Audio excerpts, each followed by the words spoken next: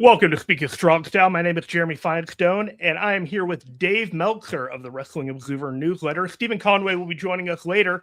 But Dave, you are here to join us today to talk about the history and career of one Hiroshi Tanahashi. How are you doing today? I'm doing great. Just working on the issue and everything. There's never a dull moment in wrestling. I wanted to thank you so much. It is the week of Christmas, and you are taking time out of what's already a busy schedule to talk about Hiroshi Tanahashi, who is going to have his final match at Wrestle Kingdom 20 at the Tokyo Dome, and he has just had his second to final match at Korakuen Hall, which was frankly a pretty emotional affair for anyone that watched that show against Kosei Fujita. What were your thoughts about watching Hiroshi Tanahashi's final match, just normal final match? What did that feel like to you? You mean the last match at Korakuen Hall? Yeah. Yeah. I mean, it's something. It was it really did hit me. I mean, I've been watching this thing for the whole year, the countdown. Final match in the United States, final match in the UK. But this one really, this one was bigger than, final match in Gunma, final match in Nagoya, whatever, you know what I mean? Mm-hmm. This was different. I mean, I guess probably because I've seen so much. Korakuen Hall's kind of the home base building, I guess. Yeah. And he debuted there in 99, so it's 26 years later. And it was something to see. But yeah, it really, when you look back, it's his career is really one of the more monumental careers in wrestling history, and his importance it's funny because I think it is actually greatly underplayed. Before I thought it really wasn't, but as time goes on, I really see, like, everyone knows that New Japan was in rough shape and starting probably, I don't know, 2011-ish, when he was the top guy, it rebuilt and, got to a certain level, and then got bigger and bigger with Okada coming in, and then, the Omega and all that. But it's, now that we're in this situation that we're in, and just coming off of like the Cena and the Santo retirements, it's like, really big picture pro wrestling, Cena was the biggest star of the three, but Tanahashi was the most important by far.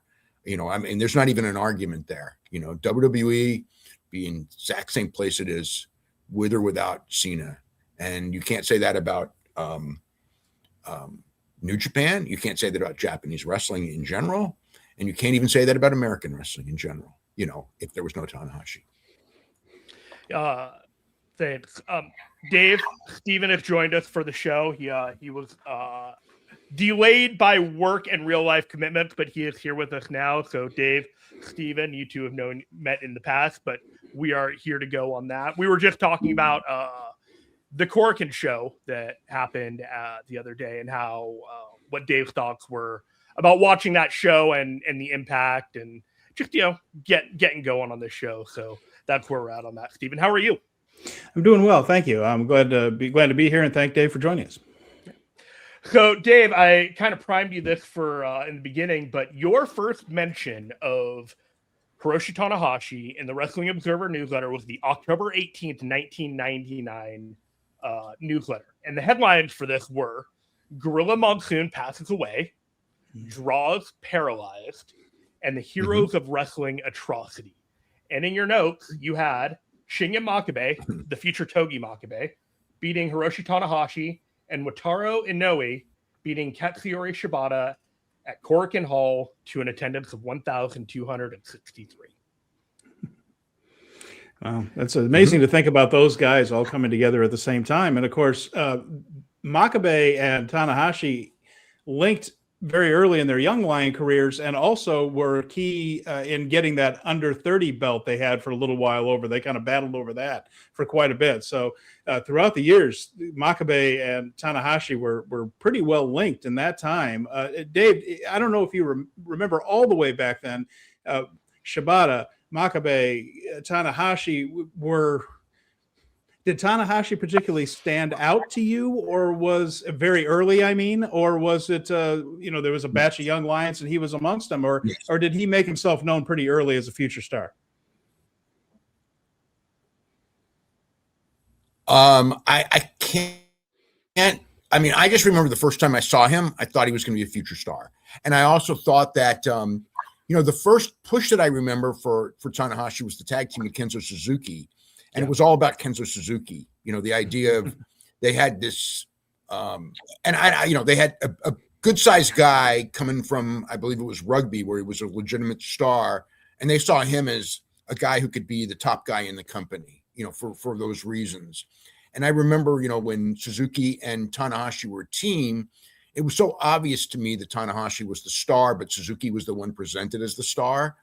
And I even brought this up to people, and it's just like, this guy's a star. And it's like, too small, too short, great worker, always great worker, and as time went on, great worker became far more important in the wrestling business than too short, too small, and nobody speaks of him as too short, too small now at all, because standards have changed, but that's what it was on day one. And I mean, I remember even when he went to Noah, and didn't he wrestle I think it was Ken Kobashi maybe in a singles match? No, that's and it was the same thing. It's like great worker, but it's great worker, but he's the guy who's not going to be the top guy in the company, but he's going to be a star.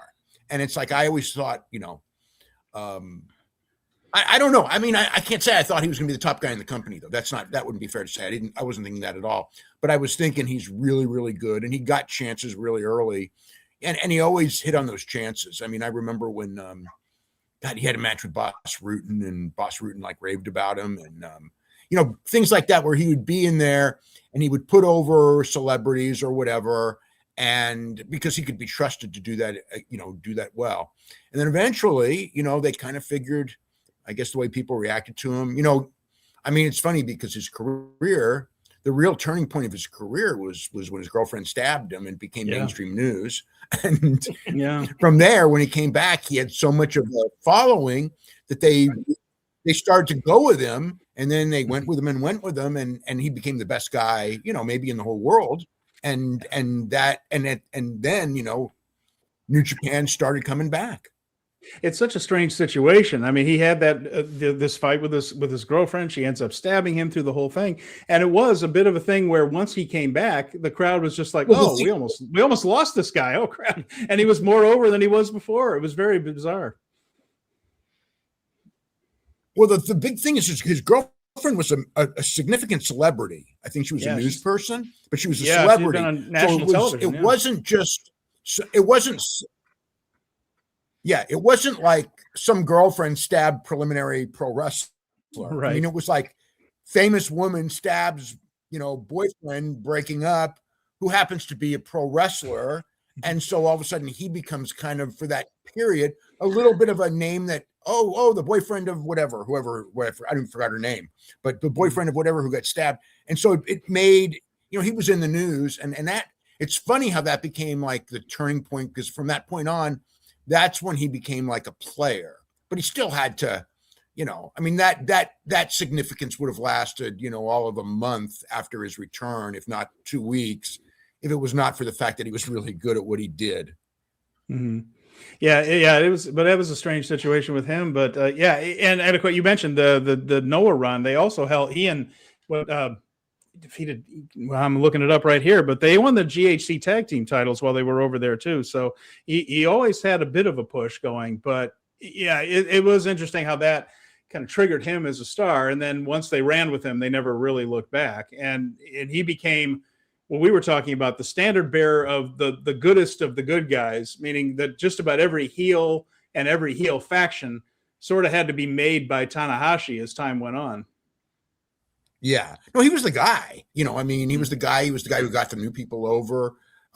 Toppling him meant you were somebody, and he delivered, I mean, when he was in his prime, I mean, I thought he was the best guy in the world when he was first, I would say when the thing, like, New Japan, as far as the United States, I think the interest level got really, really low for years. You'd be interested in G1, and the Tokyo Dome was always news. But aside from that, it's just kind of like, it wasn't that big. And then I think that it was a small thing, but when they finally started the pay-per-views, the monthly pay-per-views in the United States, that's when I started like watching, and that's when he was the champion. And the first one was actually the famous match with Minoru Suzuki, which was, like an incredible match. It was so great because it was two guys in, what I would consider the match of the year. And I believe that there was either 1 or 0 near falls in the entire match before Tanahashi finally won. And the artistry to do that, I just thought was amazing. It spoke well for both of them. And from there, I remember, as bad as freaking Yujiro was, they did, Yujiro's turn when they did Yujiro's turn, they did a big match with Tanahashi and Yujiro for the championship. And it was a great match, not even a good match. It was a great match. And from there, it was kind of like, man, this guy can have a great match with anyone.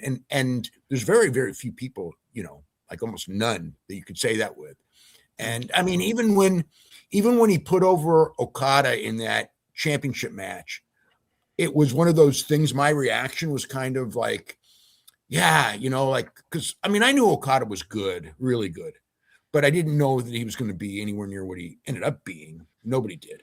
But he was tall, and he had the amazing drop kick. So Geto decided to go with Okada, at a very young age, like 23, 24, as champion. And this is when Tanahashi's like at his peak.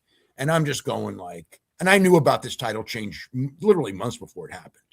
And I even wrote about it. And it was just like, come on, Tanahashi's the best in the world, and Okada's years away from this. But I knew they were going to do it. And then Okada debuts at the Tokyo Dome, does not even have a good match, And Yoshihashi, right? Yeah, Yoshihashi. Yeah.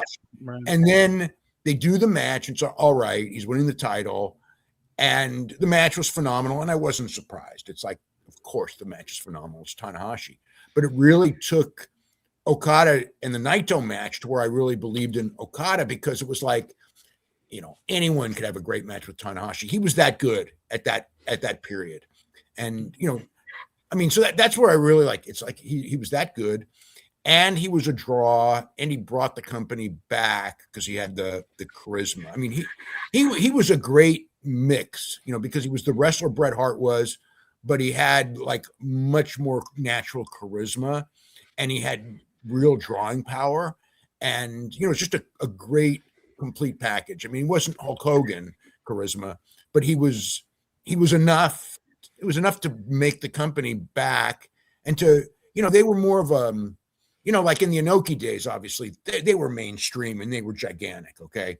But with the Tanahashi days, it was more of like, almost like an AEW thing where there's an audience there that's a loyal audience, but it's not like you're on network TV or anything like that.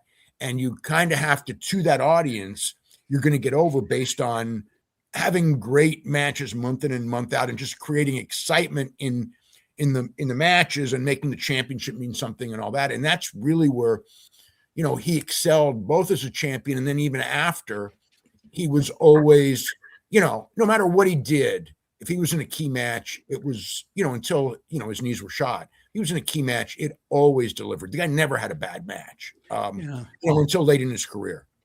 And we were talking about his working style not too long ago, Jeremy and I were. And what I always thought was interesting about him in the ring, you mentioned Hulk Hogan, you mentioned some of the others. This is where the Bret Hart comparison comes in. He didn't do a ton. There was some, not a ton of during the match trying to hype up the crowd. He didn't do a lot of that, come on, everybody type of stuff. Certainly none of the Hulk Hogan stuff with the wave in the air. Certainly not in the world title matches, because, right. Yeah. Because he had to treat those world title matches like they were real, and that was part of the key. Yeah, and he made it look so organic, though. The way he did it, though, was he would almost like he was firing himself up. He would go over to the corner and smack the top rope, like, I got to get up to this top rope and hit this move. And it would bring the crowd with him in a way that was very organic. It looked like, instead of the crowd being pulled along, saying, here, I need you guys to come up, he would do things that made it look like he was firing himself up, and he was so naturally charismatic, the crowd wanted to go with that. And it just came off as more natural than some of the stuff we see now, where everybody feels like they have to slap the mat 3 times to try to get the crowd to clap. And he just had that where he could bring them along. And it's that's not something you can necessarily teach, but it's something he had and pretty early. That was kind of his style fairly early in his career. He had great face for professional wrestling. Great facial expressions, great face. The great, he kind of had that rock star, rock idol look combined with the physique and the ability. It's a real, like some people have one of those 3. Most people have none, Yeah. He had all 3. Yeah. And he could talk. And he was Yeah. a great talker too, And he could make, he could be the goody two shoes without looking lame doing it. I mean, who in the world gets over the air guitar? And he does it. Yeah. He's the only guy that could do stuff like that. And we see it now too, I think, with Uemura and Umanos, with some of this, I will take New Japan and Hantai on my back and lead it into a new generation, and the fans don't buy it. But Tanahashi had a way of doing that stuff where it didn't sound cheesy when he did it. But take those words and put them in anybody else's mouth, and you're like, yeah, whatever, guy. Yeah. So there's a timeline here of when you started rating his matches at a significant level. In 2002, March 17th, was the first 3.5-star match that you gave Hiroshi Tanahashi versus Sasaki. Now, it wasn't until 2 years later that you gave him anything above a 4. And the first match that you gave him above a 4 was a 4.5 on November 3rd against Sasaki again. But he had, before then, a 4-star match against Koji Kanemoto and a 4.25 match against Hiroshi Tenzan. He then went on to have 33 4.75 matches in the Wrestling Observer newsletter. He had 14 5-star matches, starting with the first one against Minoru Suzuki at in the October 8th, 2012. And then he had 3 5+ matches. He had one against Kazuchika Okada in May of 2018, 5.5 stars. He had 2 5.75 matches, one versus Kota Ibushi, I believe the finals of the G1. That was maybe, yeah. If I'm going to say, I think that was my favorite Tanahashi match ever, was the Kota Ibushi match. Some of it was due to the commentary, but when just his comebacks and things like that in that match, I mean, that was an absolutely amazing match. And obviously the other was the Kenny Omega Tokyo Dome match, which I thought was a really amazing match watching it because of it's in the Tokyo Dome and there's, almost 40,000 people in the building, pretty much sold out in a building that they hadn't sold out in decades. And it was like this ideology thing. And what really put that match over the top for me is, it's like Omega was, Omega and Tanahashi would talk about the superiority of their mentality of what pro wrestling is, because Tanahashi had a very specific mentality of pro wrestling. He didn't like the Shibata style. He didn't like the Omega Young Buck style. He had this mentality of what pro wrestling should be. Maybe a little bit Fujinami-ish, because that was one of his heroes growing up, where it's not a lot of garbage and it's, you try to make everything, you slow it down for the audience and that type of a thing. And, but when he did the high fly flow to the floor through a table, it was like, I have to abandon my mentality to win this championship at what at that point was kind of an advanced age. And people didn't know it was Omega's last match, which, for a long time in New Japan, but it was. And then it was also a match he wasn't scheduled to win. But it was like the way the story of how that match played out, I thought was just phenomenal. Wow. Yeah, that was January 2019, correct? Wasn't that the one? And, and he had won the 2018 G1 and what was considered like that was the last gasp. It was just Riki Choshu in '96, like this guy like winning the last one, and then he goes all the way to the Dome and wins it, and then that surprised a lot of people. And then we realized, well, Kenny's, there are other things going on with Kenny, so it's funny now we're talking about that 6 years ago. That was supposed to be the last gasp of the last run, so to speak. But he's he's been around to put other. It's been a victory lap ever since, basically. Yeah, he's been doing victory laps, and it's an interesting thing too. And he was working his way into the front office, although that took years. But again, always prominent. And even when he had slid down a little bit, like he would do World Tag League and finish in the middle of the pack, and he wasn't winning in contention to win G1. He would be there until like toward the end, but he would lose for a few years. He was having some 4 and 5 years, 4 and 5 record, 8 points.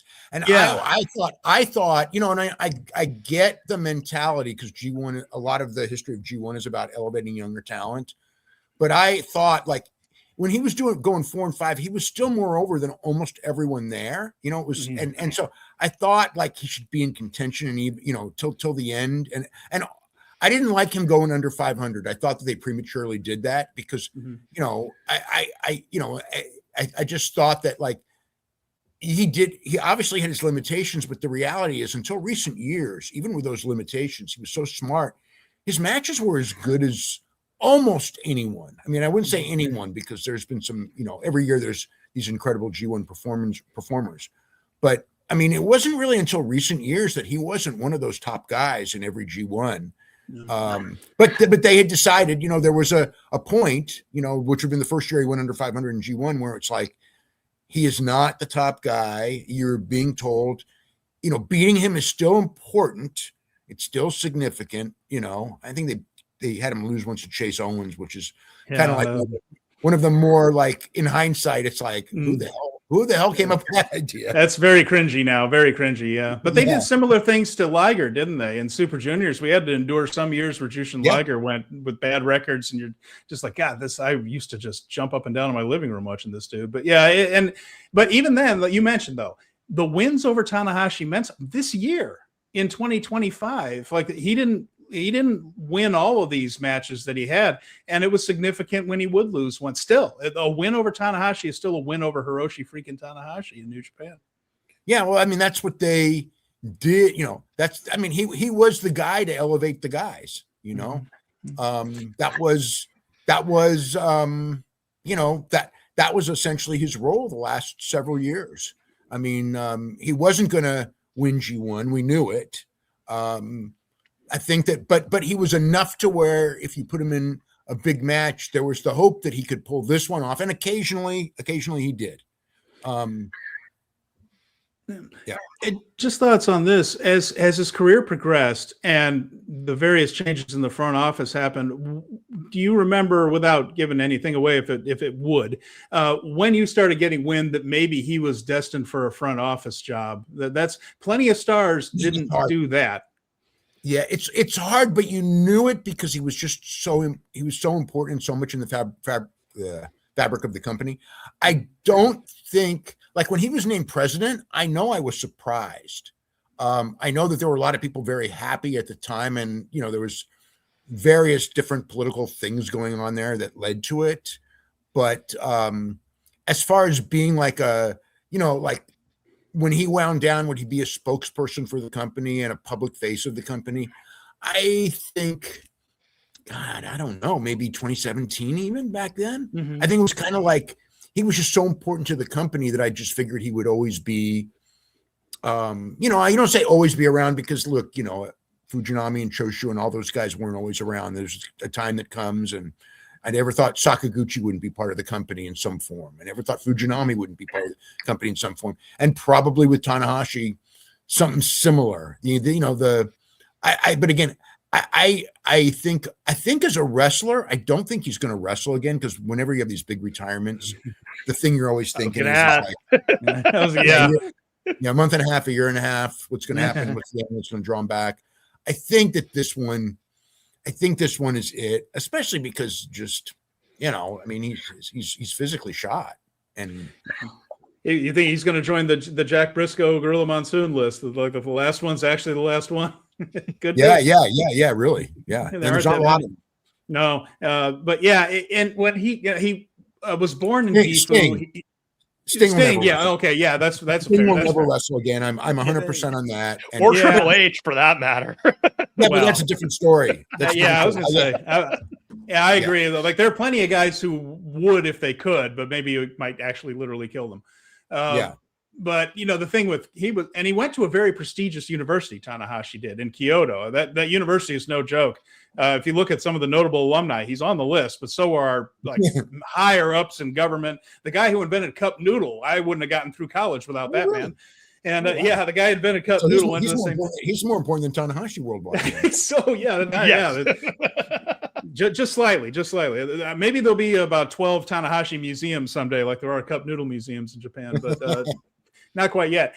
But the point is, smart man, and a smart man to begin with. And so the question, though, that I have here is, it's been a little shaky with him as president right now. I mean, objectively, this is one of the worst business years they've had in quite a long time. Yes. Subjectively, I don't hear a lot of praise for the booking, which is subjective, but it's been a very difficult year. I mean, if he doesn't turn it around, his presidency could kind of be seen as a disaster. So there's pressure on him, even though he's getting out of the ring.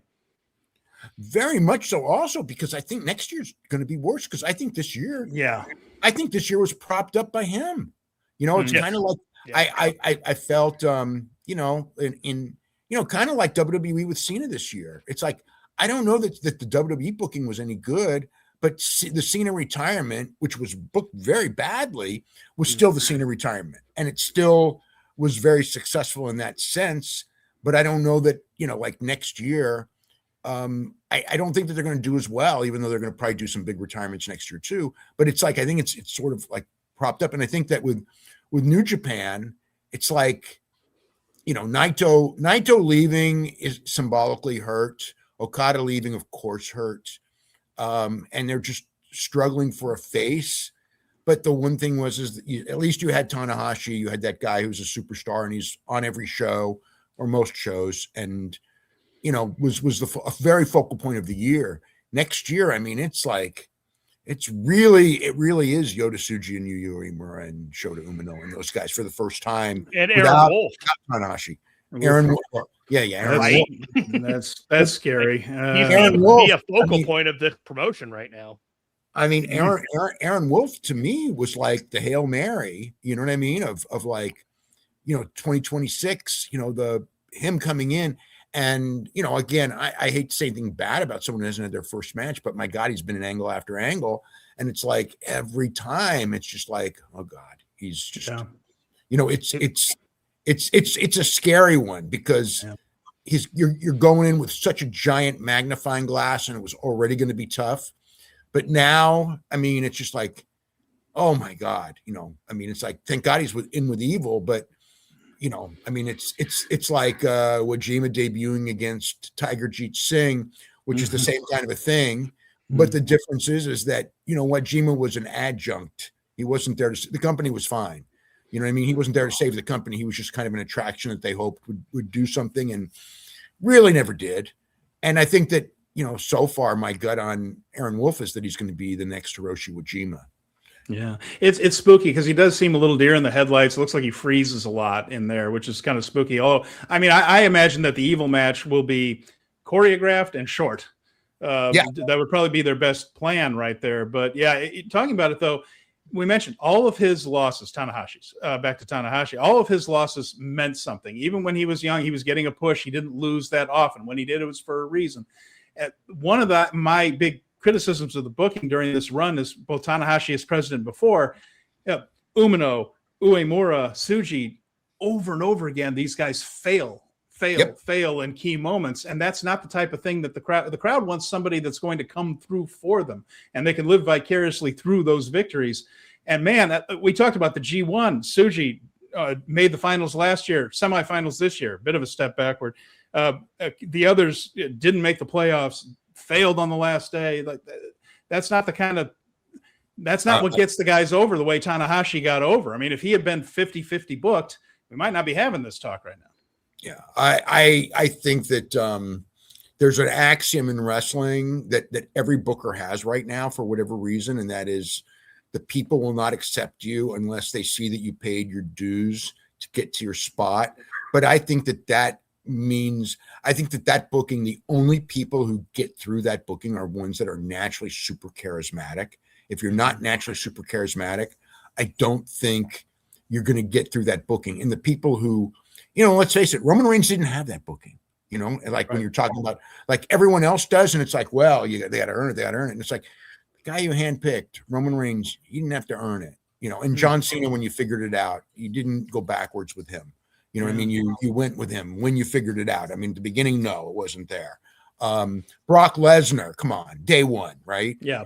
But you're saying for the rest of these guys, because of something that worked with Bryan Danielson as a complete fluke or CM Punk, that this is the only way to get these guys over. And I just think it's a very backward way, and it's across the board. It's like nobody will launch the rocket to anyone because of this idea that, wherever it comes from. I don't know if it's Dwayne Johnson the first year, where they did, and the people rejected him because they gave him the Intercontinental title too early.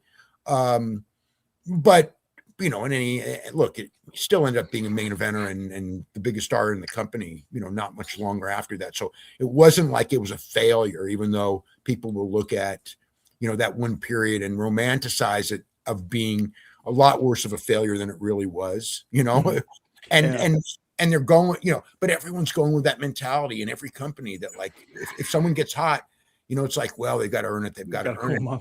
Yeah, look at the guy he's wrestling. Kazuchika Okada didn't come back from excursion and go 500. He did not. They went with him. Yeah. He delivered. They gave him the ball. He ran with it, but they gave him a chance to do so. They didn't have him go 3-4 in the G1 that year for whatever the record would have been. He was a handpicked guy from day one from his return from excursion, and they were going to go all the way with him. And Okada ended up being, really a bigger star than Tanahashi. And was there, and that's and they haven't done what they did. It's funny that Okada was the biggest star of the post Inoki era in New Japan, and they didn't book him. Tanahashi, to a degree, he had to earn it. It took him years, but it's like, even when they finally went with him, I still saw him as so much bigger than Umino and Uemura. He wasn't a mid-card guy. He got that under 30 title when he was 24 years old, roughly. Yeah. Maybe no, he was a little older, 25, 26. But still, these guys are all around 30, and they're not even where Tanahashi was at 26. So no, it's not the same thing.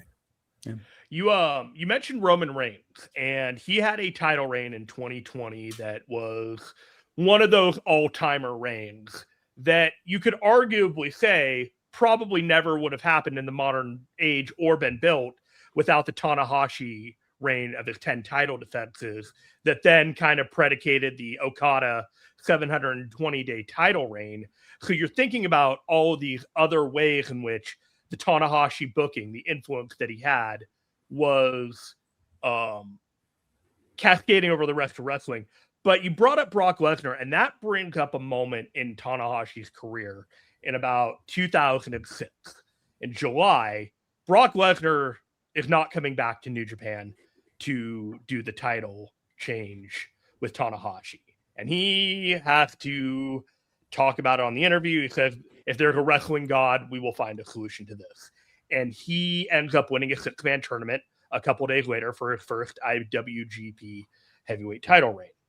Do you think that this had any negative impact on his career? Do you think it was negligible? Do you think that had Brock Lesnar done the job, anything would have been different in the long run? I think that it was a negative at the time, but it was something that was overcome. But I think that it as a win, I think it would have sped him up by 3 years, maybe. Because I think a win over Brock, because of how strong Brock was, now you're beating somebody really tangible. You're slaying a real monster. You're the guy. And, by winning it in that tournament, he was the guy by default rather than the guy. And it took a while to overcome that. Long run, no difference in his career because he got to where he was going to get to either way. But I think it, I think it took him maybe two years, maybe 3, I think, to where he overcame, the default championship. The default championship position sucks, and he had it. Yeah. It's funny that in 2004, the IWGP title vacated twice and plus 6 title changes. And it was just chaos that year trying to get anything going in that. The booking and the mentality, the Inoki mentality. I mean, it was terrible for its time. It's like, Inoki's out there, and so many people in wrestling are like this. He's out there and he had incredible success in the 70s. So he kept trying to duplicate the 70s. And there was no Inoki. The idea of, fighting MMA fighters. I mean, it did work in the 70s. It didn't work in the 2000s. The world had changed. And, Tanahashi was also the antidote to that, because Tanahashi, who was the one who said to me this?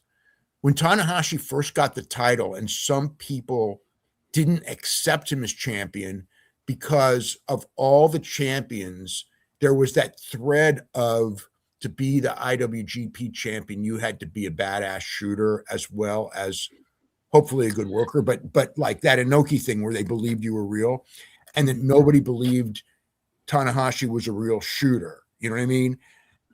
He was all 100% performer, but he was the one who proved in New Japan that 100% performer, the way the fan base had changed, was actually good, because the fan base was going to performances. They were not going to see fake shoots anymore. And fake shoots died as soon as they saw real shoots. Yeah, exactly right. And the crazy stuff about having a work match after a shoot match, telling, okay, everybody, here's the real match. Now here's the fake stuff, which is really what you're doing. And it just, it was terrible.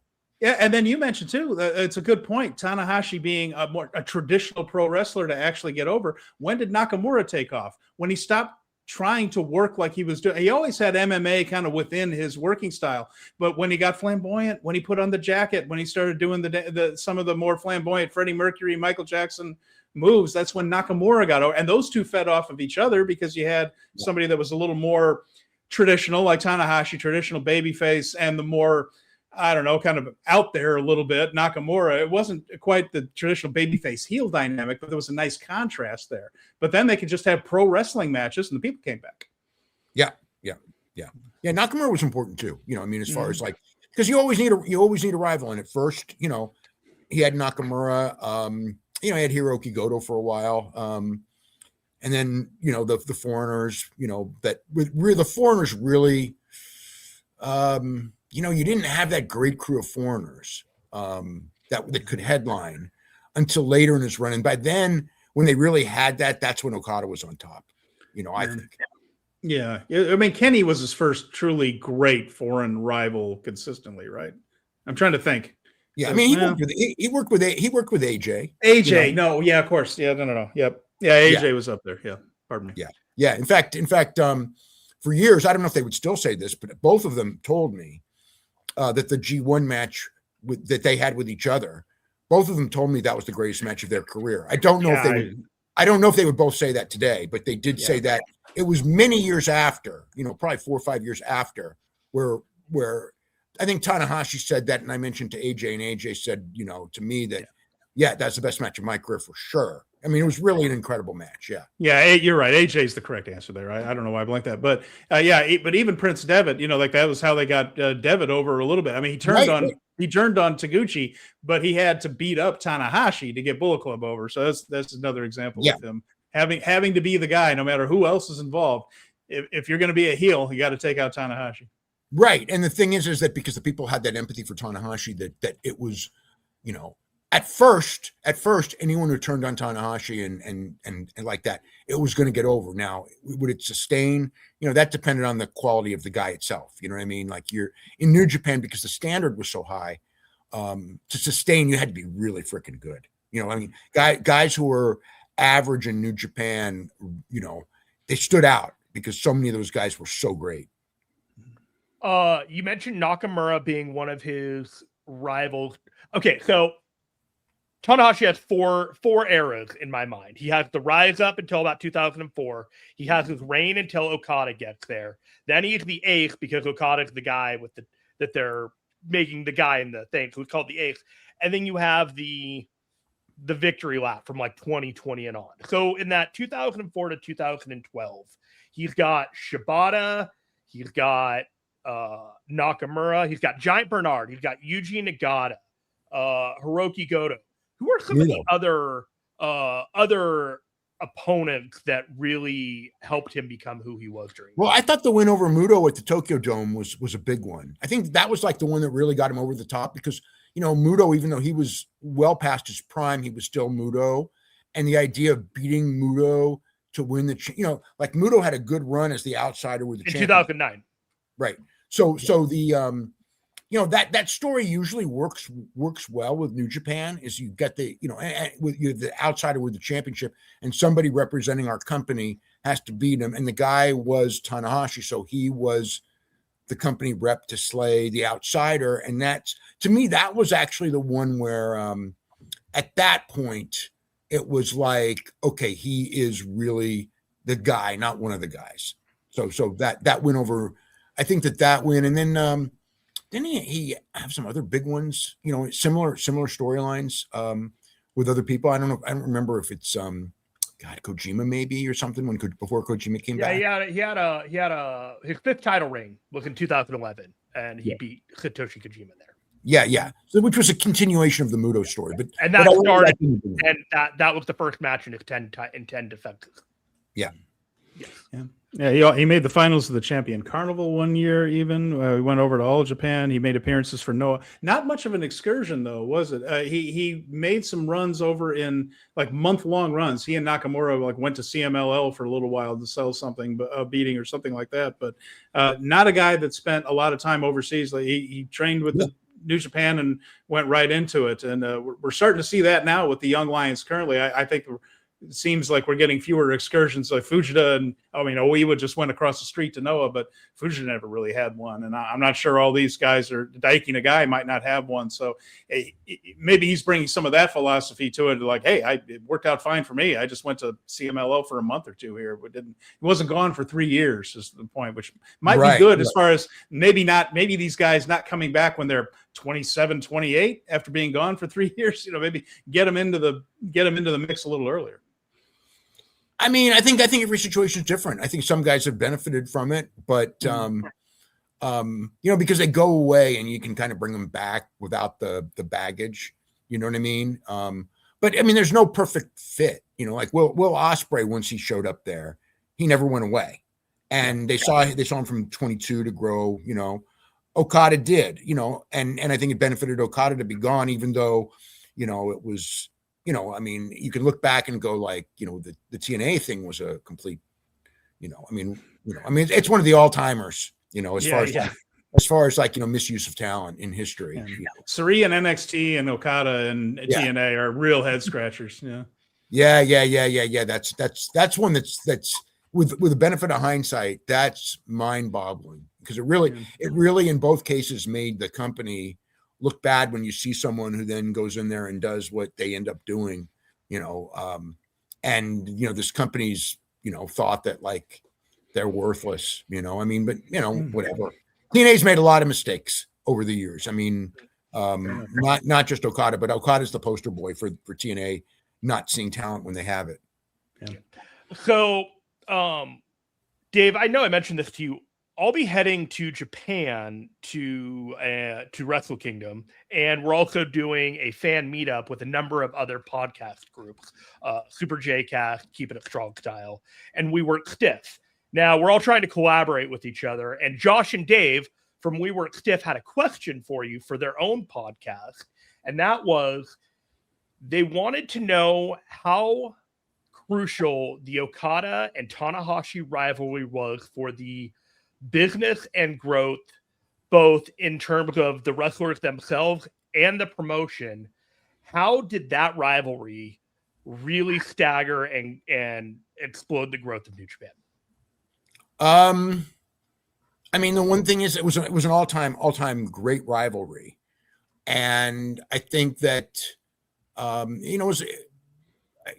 think that was the key.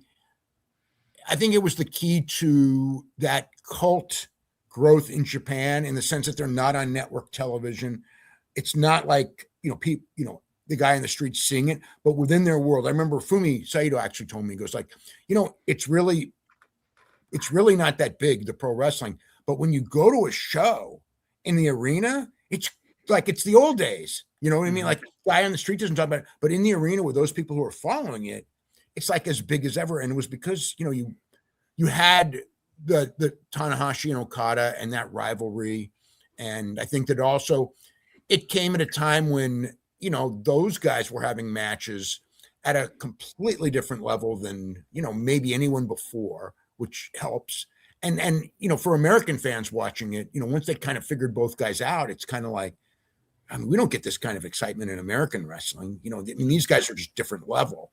And so I think that I think that they were very key to that cult growth of New Japan in the United States, which I think exploded when Omega got hot. But Tanahashi and Okada was again, I'm starting to watch this monthly, regularly live, the whole show, the big shows now, with the first one being the Tanahashi and Minoru Suzuki. So now I'm watching every time. And then New Japan World, obviously now you're really getting a lot more product, and you can see that stuff, and it's a lot more reasonably priced. And also, a key was the access. Not that Access is a major station, but that, the Tanahashi Okada matches on Access TV with Mauro Ranallo as announcer. I mean, my God, that was like, I just remember they did one show. It was probably the first time they did this, where they had a 1 hour show, and their match, probably went 40, 45 minutes. So it's the whole show, from the ring entrance to the end of the match and everything. It's the whole 60 minutes. And Mauro was just on his game, and those guys were having that, a match of the year. And I just thought that was a turning point, because I'm watching that going like, this is probably the best wrestling TV show I've ever seen, as far as just for a one match show and everything like that. And, classic match. And it's being announced well, and the two guys in the ring. And I think that set the stage. So when Omega, who had the charisma and was Canadian, which is close to American, was able to get there. But I mean, look, it made AJ Styles too. I mean, like people now, there's a kind of a revisionist thing, because you remember when AJ Styles left TNA, he wasn't that big of a star. I mean, he was just, it was really New Japan that made him a big star. And when he went to WWE, now there's people go, especially where you're trying to downplay New Japan and upplay TNA, going like, oh, it was the star from TNA coming in. And it's like, there was not that demand for AJ Styles as the star from TNA. And he also never really was. It was like they always used the Kevin Nashes and the Stings and all those guys. They were always he was above an X Division guy. Yeah, he was next division, and he even got championships, but it was still like he was the homegrown guy. But they always put the WCW and WWF guys above him. He was a secondary guy. He didn't become the primary guy until he beat Okada. When he beat Okada for that championship that had been really established, by Tanahashi and Okada, when he beat him, and then he had all those great matches there. That's when AJ became this guy who was able to go to WWE and overcome the size and convince Vince McMahon. Because you remember at the beginning, they didn't have big plans for him either, but it was the audience. I remember every house show he went to where the crowd pop was so big, where it was like, I guess we have to go with him. And that crowd pop was New Japan. That wasn't some TNA guy who was, pushed, but not the top guy. That was the leader of the Bullet Club guy. Yeah. Go ahead. Go ahead. No, you go. No. I was saying the Tanahashi Okada rivalry, though, again, always had so much emotion to it. I mean, it humanized Okada. The one loss Okada had to Tanahashi, he was literally crying going out with Gedo consoling him. Tanahashi just saying, "You're good, kid. You're not the ace of the universe yet." That one almost built up sympathy for Okada when they finally met, and then he finally puts Okada over, sends him into the stratosphere. So there was always beyond just the title, there was always that the emotion of he was Okada's Mount Everest that he had to climb in order to get where he needed to go. And even after beating him in the big surprise New Beginning, you didn't really feel that Okada was the guy until he finally got that Wrestle Kingdom win. And he had already held the title a little bit, but that changed everything. He held the title a lot, but it was always the one, the thing missing. What was so great about that story is Okada needed that first win to establish himself, but Tanahashi was still the guy.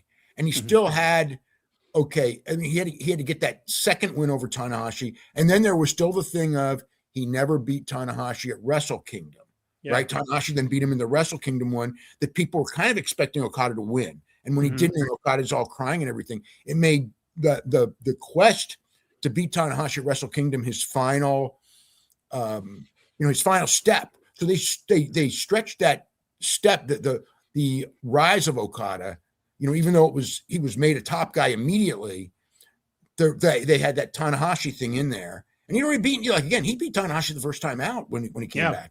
But it wasn't, but now, he's world champion. He's having great matches, and he's very clearly the number 2 guy in the company. And the only way he's going to be number 1 is to beat Tanahashi at the Tokyo Dome. That's the story they're telling. And they dragged that one out for several years. And the climactic win was that first Wrestle Kingdom win. Yeah.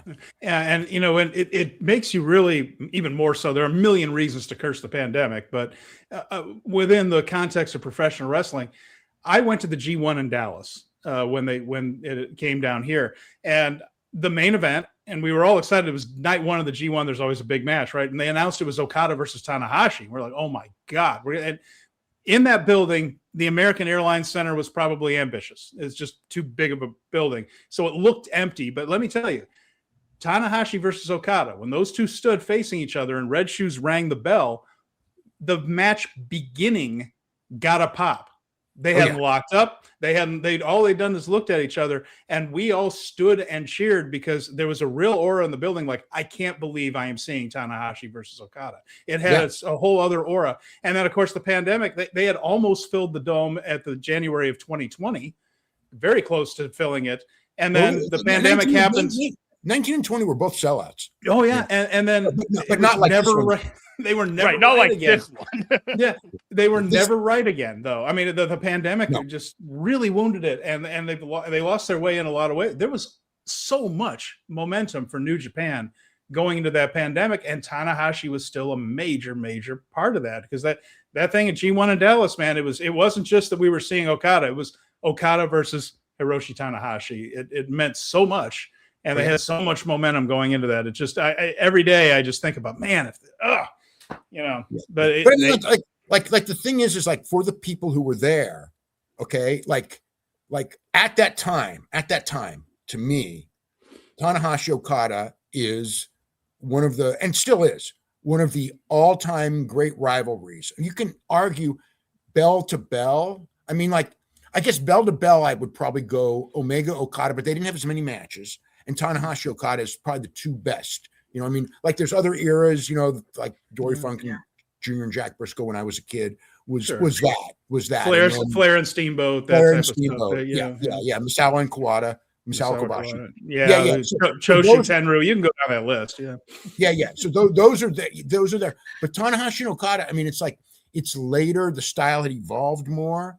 And they had so many matches and so many, because really, Omega and Okada, it's 2 years. Tanahashi and Okada was 8 solid years, and then at the end, maybe not as much. But it was a magical thing. It was the one like Dory Funk Jr., Jack Briscoe, where it went through the stages, and that this guy's the real the challenger is the real guy who's going to be carrying it and everything. And it took a long time to get there and everything. But I consider it. Like, to me, like Misawa Kawada, Misawa Kobashi, it's just they're the top guys and they're wrestling each other. Yeah. And the quest for Kawada to get his first win, Kobashi his first win, it's all there. But I just thought, I don't know. I thought that Okada and Tanahashi had more emotion to it, even if those matches had a more real feel to it. And so that to me, like, and also, like, again, it wasn't as big in the United States. By this point, we have some people watching on Access. We have some people who are, watching on New Japan World. It's not a giant number, but to those people, this is the best wrestling in the world at that point. So it's like those, like whatever it was, 4,500, 5,000 in Dallas. It's like, yes, it's not 14,000 people, but to those people, it's like, I am seeing what I only saw before on New Japan World, or what I only saw on Access TV. And I never thought I'd ever actually see it live. And here it is. Yeah. You had that moment. Yeah. That was an incredible moment. Yeah. So between those two, Tanahashi and Okada, we're in 2012, and Tanahashi's the guy. And Okada comes in, and Tanahashi begins the process of putting him over. And then we have what's arguably the golden age of New Japan. Do you see a correlation with Okada leaving New Japan in 2023, 2024, and not putting anybody over and not setting anybody up for that next generation, for the next decade, and the promotion being where it is now? Yeah, I thought that was Nakamura too. I thought both of them leaving and not putting people over was not good. And I don't know what the mentality was. I mean, obviously Nakamura going to WWF, there's probably something there. Okada with AEW, probably something similar there, because it's now a worldwide business and everything. And we're spending all this money to get a guy in. But at the same time, the promotion made both of those guys. And I think that both of those guys should be like what I assume Tanahashi is going to do, and should have, and everything, and did just a lot of people, is that like, again, like Okada to me, because Jumbo never did it either, but Jumbo's health went bad. But I always thought that emptiness of Jumbo Tsuruta, he did lose to Misawa once, which was that really famous match. Oh, and again, like that's one of the most memorable matches I've ever seen live. Yeah. And I forgot you were there live. Good Lord. Yeah, I was there live. Unbelievable. I'm so glad I was at that match because I learned so much. But they never, it's like Okada, it would have been something for Okada to lose to, not Tanahashi on the way out, because that didn't really matter, but to somebody, right? Yota Tsuji or whatever. I don't even remember if he was back by then already, but he was. But to just put somebody over, I think that would have been a real important win, and they didn't get that. And I think that all the people involved, even if with Tony Khan as well, should have just gone, let's do the right thing for the company. And I know Okada wasn't keen on it either, but it's just like, let's just do, I think Tony actually should have forced it and just gone, look, it's coming to us, let's do the right thing for our partner. And whether it's whoever it's going to be, just do the one loss on the way out, and the same with Nakamura. I just like one loss. You only got to do one, and you really should do it. Yeah, and that's been a big bone of contention for New Japan fans, is the relationship with AEW and how it feels from the New Japan side. It feels very, very one-sided, and it's been something else where seeming like another company's little brother has hurt the perception of it. Yeah. It's CMLL too, but it's just like, but I think especially for Japan, like in Mexico, I think the fans are okay with it, but Japan, because the thing with Japan is that for years and years and years, Japan wrestling was number one in the world. So they have that thing, and Japanese wrestling was built on Rikidozan beating Americans. So it's like the whole fabric of Japanese pro wrestling, when it's at its hottest, is, we are the best in the world. And when you start in the situation where you become the little brother, like when WWF became big, and now all of a sudden guys actually could make more money outside of Japan, and did, it was kind of like, I think that hurt Japanese wrestling, but they still did great in the 90s. But, now, I do think that, New Japan fans can't sit there and go like, the Americans may be more famous worldwide, but we know we have the best. And right now they can't say that. And I think that's a big thing that's hurt New Japan's comeback, because, Will Ospreay did put people over on the way out, but still, and so did Jay White, but it's still like we're losing the top guys to WWF and WWE and AEW. And it's not like we're getting people from them, because they're not. And yeah, that's important in Japan. So with that in mind, Dave, once January 5th happens, Tanahashi's not an active wrestler anymore, but he's still president of the company. What do you think?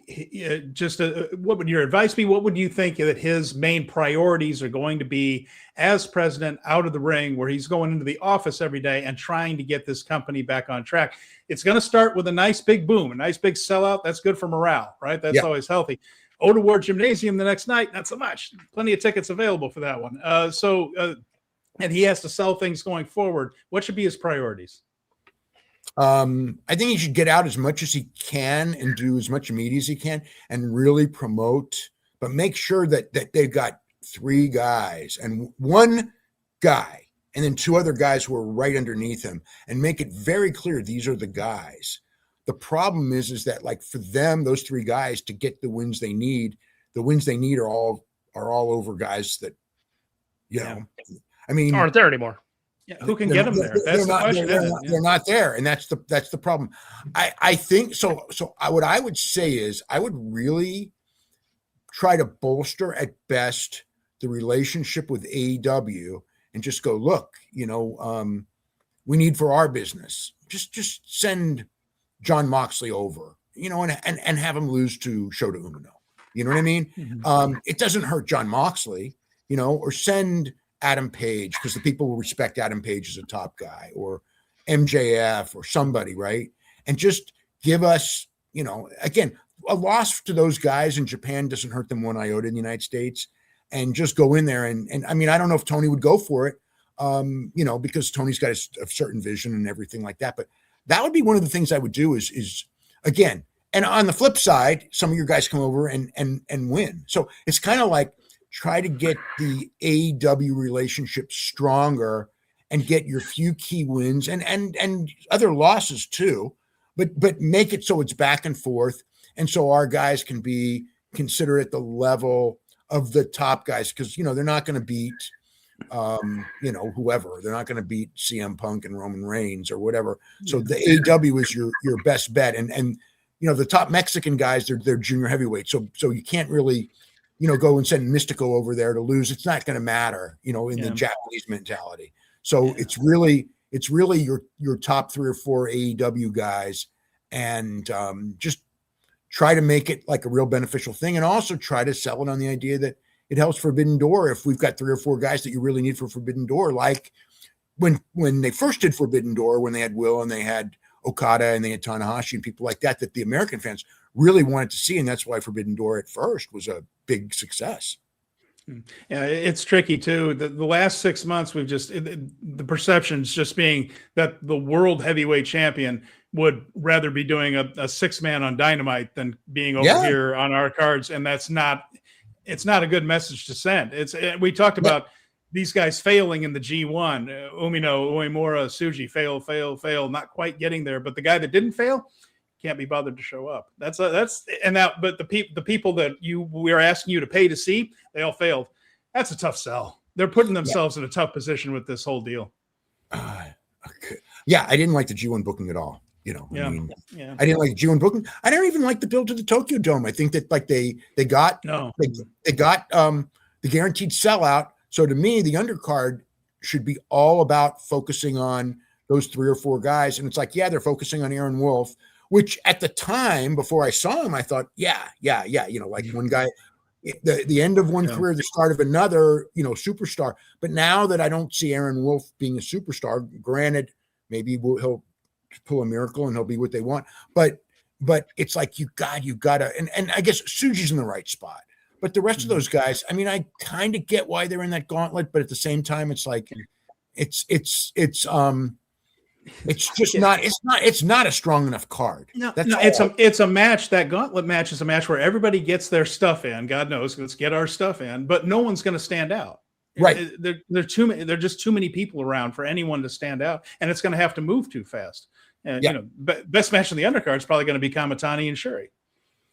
Yeah, probably. If they get 10 minutes, they can get a blow. Everyone else is going to feel like they're going to have to step it up. Yeah. Well, I can't imagine them not getting 10, but I'm sure they're not getting 20. I was worried they wouldn't get 8 at one point, and then I saw the length of the card, and I'm like, well, they'll get like 10 to 15. She won the MVP in the Tokyo Sports.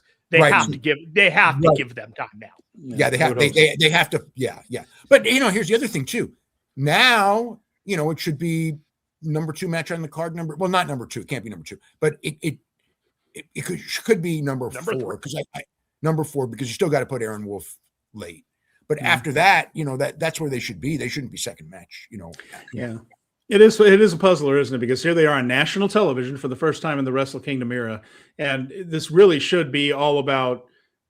I want to see these guys next month. Wow, I came here for Tanahashi versus Okada, but that dude was cool. I want to go see him again. The Knockout Brothers, that type of thing seem to be getting over with the crowd and resonating. Yeah. And they're like, I want to go see those guys next month when they come through.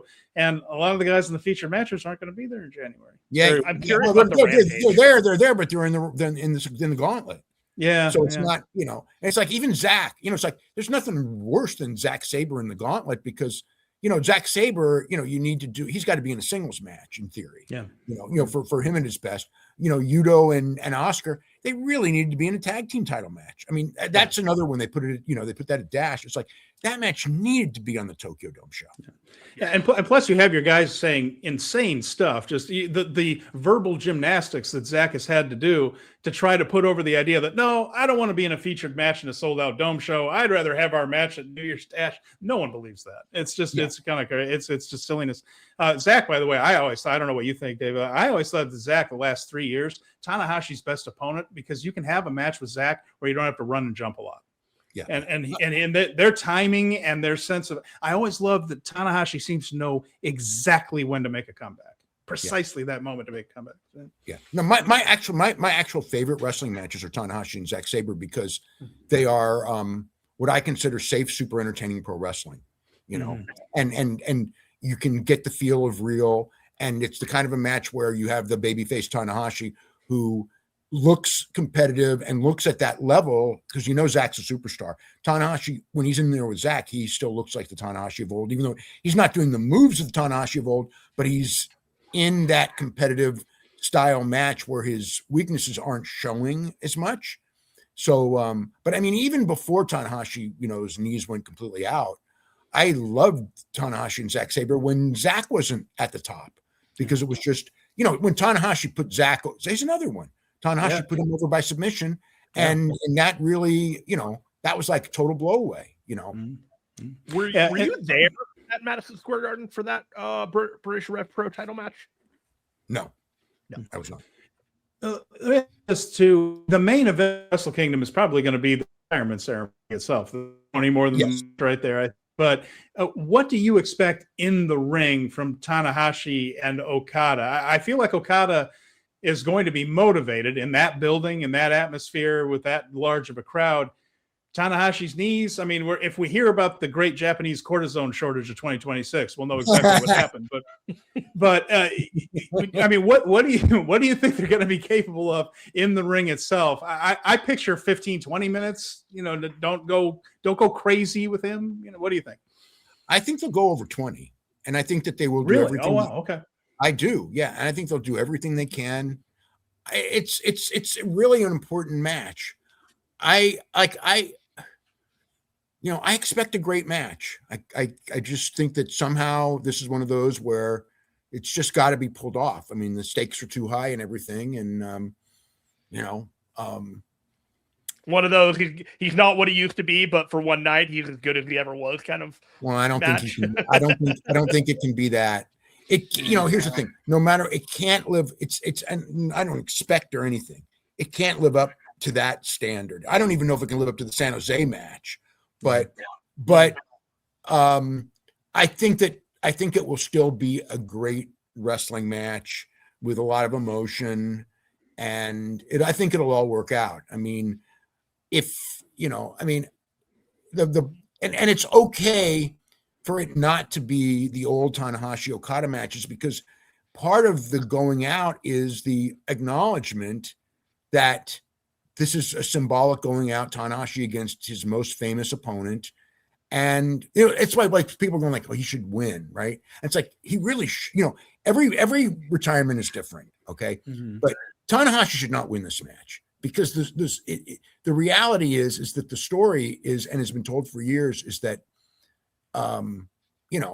Tanahashi is not at that level, and we understand that he's going to lose, but he makes us feel something when he loses.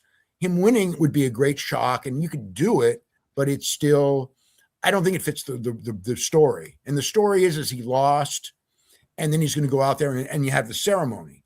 If he wins, I mean, the ceremony's still the main event, and that's the most important thing on the show. Yeah. Any thoughts on how the world title / global title thing would go? I feel very strongly that you've got to have your world champion on the shows.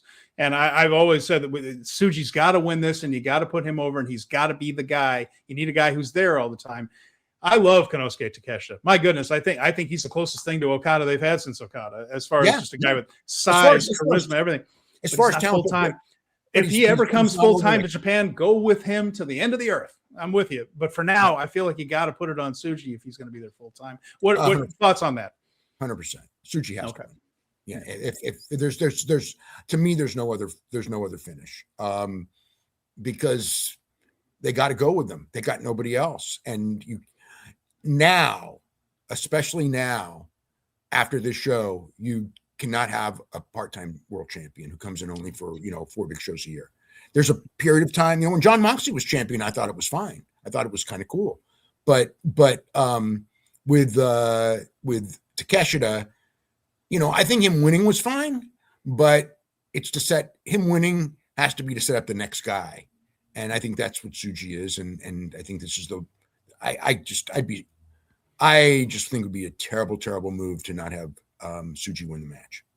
Dave, I'm so worried that Takeshita is going to win that match. Yeah.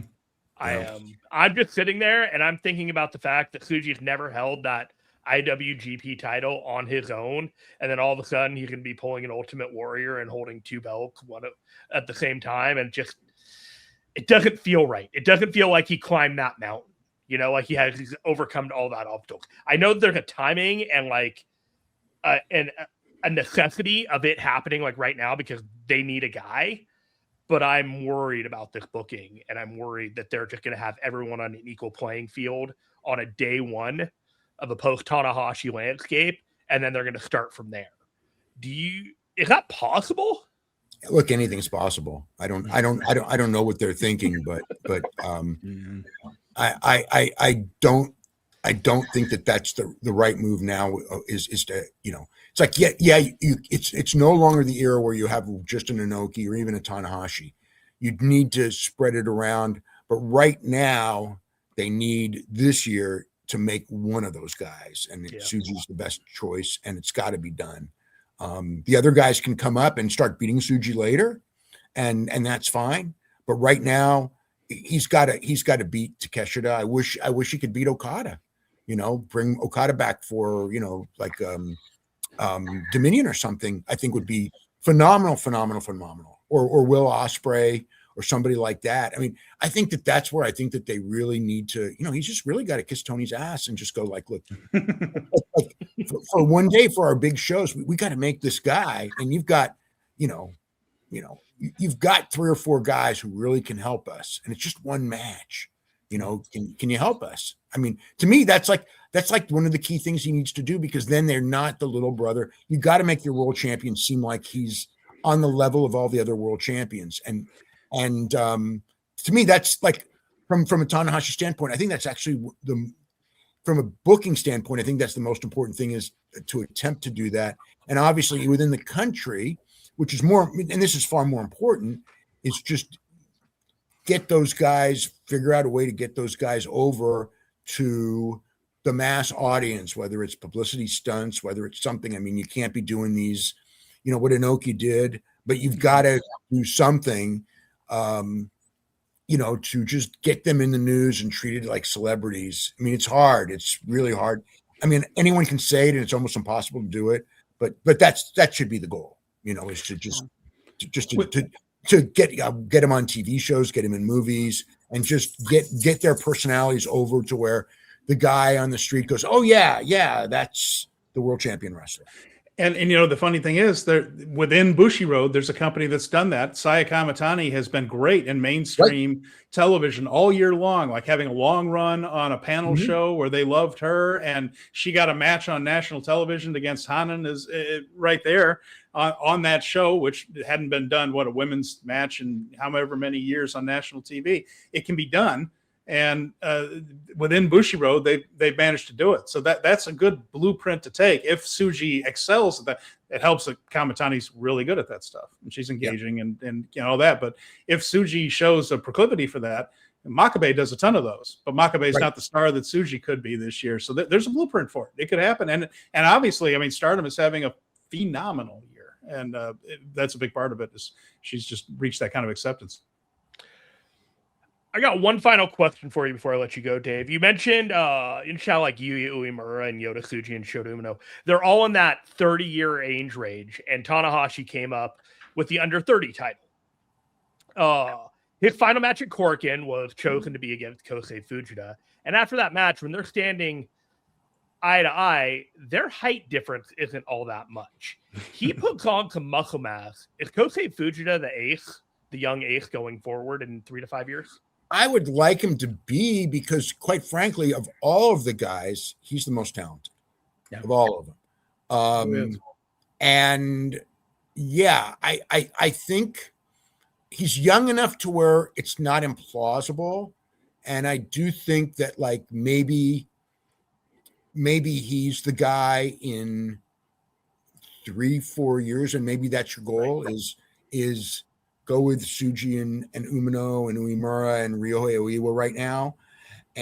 But our real ace is going to be Fujita, but he's got to get, he does have to get up to a certain size. It's not, it's not as necessary as it was before, but the reality is like, you can just look at Tanahashi's the blueprint.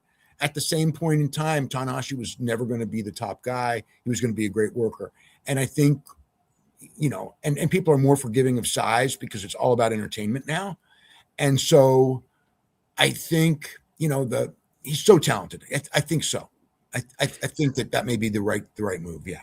Who's the last junior heavyweight to actually, a real junior heavyweight? They put Shingo Takagi in Super Juniors when he first came in, but nobody thought he was a junior.